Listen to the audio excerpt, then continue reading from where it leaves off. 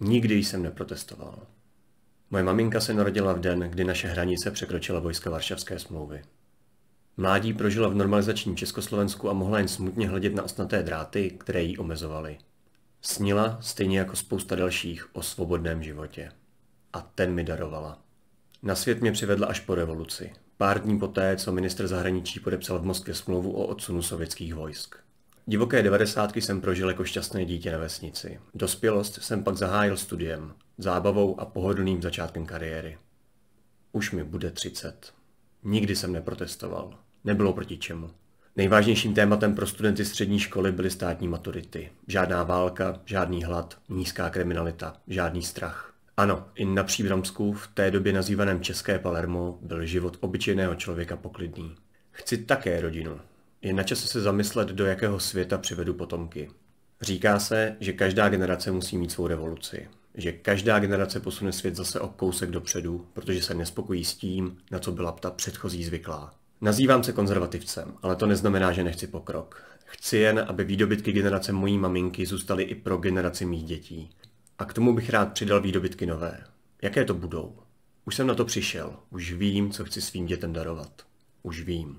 To, že jsem pravičák, neznamená, že budu protestovat proti levici. Jsem mlčící většina, jsem oddaný demokrat. Miluji volby a pokaždé v nich dám najevo svůj názor. Volby dávají křesla. Křesla, která následně všichni společně sledujeme a kontrolujeme. Nezlob se, to je jedno, jestli je levice nebo pravice. Krade, krade. To řekl náš Bart, když ještě byl živ. Bart tu už není, jsme tu jen my. Když přemýšlím nad naší budoucností, nemyslím na jednotlivce. Nevím, zda k lepším zítřkům dojdeme po levém či pravém břehu. Jestli nás tam dovede Fiala, Babiš, Drahoš, Zeman či Hamáček.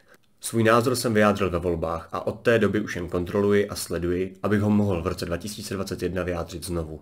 Je mi fuk, kdo proti komu jde. Já potřebuji jedno, aby naši mocní nezneužívali své síly proti lidu.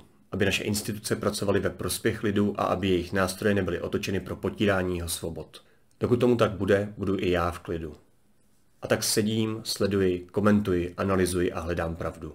Ale přitom zjišťuji, že svobody ubývá, že náš systém dovolil vytvořit uskupení, jenž již nepůjde zlomit. Že po desítkách pokusů konečně našli způsob, jak se stát nedotknutelnými.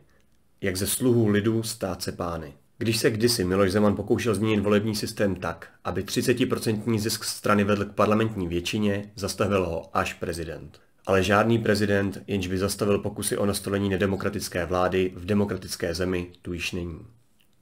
To on je prezidentem a našel si spojence nejschopnějšího, oligarchu. Od té doby ruka ruku myje. Prezident a premiér vytvořili to, co se na východě osvědčilo. Tandem. Když premiér a prezident budou spolupracovat, místo toho, aby se kontrolovali, vznikne bezprecedentní síla. Síla podpořená médii a ovládnutými institucemi.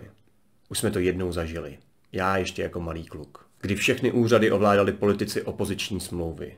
Kdy se ze dvou stran stala jedna. Vládneme nerušit, nazval to prozaik. Ale já takovou zemi přece dětem nedám. Vláda jedné strany se převlékla a vrátila do našeho zřízení v novém obalu. Opřená o kdysi všemocné komunisty a hlasy malomocných socialistů, kvete nám zde oligarchie od hradu až po kraje. Oligarchie postavená na původně vratkých nohách se usazuje a vypouští kořeny. A z oligarchie není lehké dostat se ven. Vláda neomezených peněz, majetků a všech veřejných funkcí nejde prolomit. To nemůžeme dopustit. Klima se mění, diskuse slábne a sílí křik. A vláda místo zpovídání se občanům jen o vedlejší záležitosti stará se. Místo mocných mluví k lidem podřadný poskok, kdy si hlásač lží a žluči změnil se náhle v zástupce nedotknutelných. Úkol má jediný. Popřít, vysmát se, ukázat svou nadřazenost. Když hrad vyšle poskoka na obhajobu premiéra a ten si dovolí celému národu vzkázat, že korupce je přijatelná kvůli počtu hlasů ve volbách, zuřím. Tohle svým dětem nedám. Tvé lži, tvůj posměch a povýšenost přehlížet nebudu. Jak může si ovce dovolit posmívat se lidu? Jak může poskok dovolit si být hlasem premiéra? My nejsme království, nemáme krále, žádní nedotknutelní vladaři tu nejsou a žádná směšná postavička nebude si dovolovat říkat lidu, že nemůže spravedlnost vyžadovat. Nebudeš mi říkat, že volby dovolují krást. Nebudeš mi říkat, že od voleb již nemám hlas. Nebudeš mi říkat nic, leč vyžaduji tvůj konec. Už tě nechci vídat, už nechci tě slýchat. Došla mi trpělivost. Dokud se mocní hádají, tak se jen směj a hledím si svého. Když se mi však začne do obličeje smát, můj úsměv zamrzá. Bylo mi to fuk. Bylo mi jedno, zda se Čapí hnízdo projeví být podvodem či ne. Vždyť zdravý rozum mi říká, že Babiš získal dotaci trikem. Nevzrušovalo mě to. Nevzrušovalo mě ani vyšetřování. Nevzrušuje mě ani zpráva Evropské unie o střetu zájmů. Ne. Já jen vyžaduji funkční republiku, ve které mohu žít šťastný život. Ať už ji řídí kdokoliv. Kašlu na premiéra, kašlu na Hrad, kašlu na to, kdo je s kým kamarád, kašlu na liberály či konzervativce, nacionalisty či globalisty.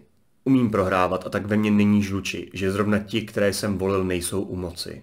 Vždyť v minulosti i oni selhali a po zásluze se odebrali do propadliště dějin. Ale republika musí fungovat. Naše loď musí mít vítr v zádech, abychom mohli společně plout dál. A tak si kapitán naší lodi nesmí z naší plachty dělat přikrývku. Nemůže ze zásob dělat si osobní hody a nemůže do lodi z rozmaru dělat díry, kterými dovnitř teče voda. Voda, kterou pak my, sluhové, budeme vylévat. Kvůli nějakému podezřelému dotačnímu triku nikdy bych člověka nediskvalifikoval z veřejného života. Nedám mu hlas, ale budu respektovat názory ostatních. Ovšem, když mi nahý císař začne ukazovat své šaty, tak už mlčet nebudu. Premiére, tvrdě makáš, abys zabránil i těm nejmenším šancím na lidovou kontrolu svých činností. Řídíš to jako firmu, ale stát není firma. Tady nejsi ve své firmě. Nemůžeš mě vyhodit, nemůžeš mi vzít občanství, nemůžeš mě umlčet. Máme tvrdě vybojovanou svobodu hluboko zarytou v srdci. A tvá tvrdá práce, kterou si se pokusil zastavit své trestní stíhání, bude po zásluze odměněna. Zkusil si už všechno. A neuvědomil jsi, že čím více se budeš snažit zakrýt tak marginální věc, jako je Čapí hnízdo, tím silnější bude odpor lidu.